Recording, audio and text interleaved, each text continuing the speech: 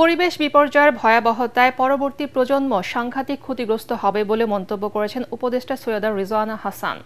তিনি বলেন, যথাযথভাবে পরিবেশ মোকাবেলা করা না গেলে বর্তমান অবস্থা কোনোভাবে পার হবে, তবে পরিবেশ বিপর্যয়ে আগামী দিনগুলো হবে মানবজাতির জন্য ভয়ঙ্কর।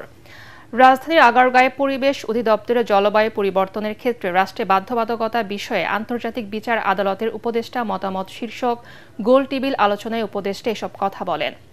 বর্ষাকালে বৃষ্টি আর উপভোগ্য নেই জানিয়ে রিজওয়ানা হাসান বলেন, বিশ্ব জলবায়ু পরিবর্তনের ফলে কোথাও ভাঙন, কোথাও বন্যা আর কোথাও ফসল হানির শঙ্কা নিয়ে শুরু হয় ষড়ঋতুর এই সময়টি। পরিবেশ আইনবিদ করতাম তখন বৃষ্টি আমার কাছে একটা নান্দনিক বিষয় ছিল। আমার মনে হয় যে বর্ষাকাল আর বৃষ্টি আর কোনোদিন আমার কাছে শুধু নান্দনিকতা নিয়ে আসবে না। এটার ভয়াবহ দিকটা আসলে যেভাবে এবার উপলব্ধি করলাম, এবং এই জলবায়ু পরিবর্তনের মুখে উপলব্ধি করতে হবে, আমার জীবনের খুব প্রিয় জিনিসগুলো এখন আমার কাছে একটা আতঙ্কের মতো মনে হয়।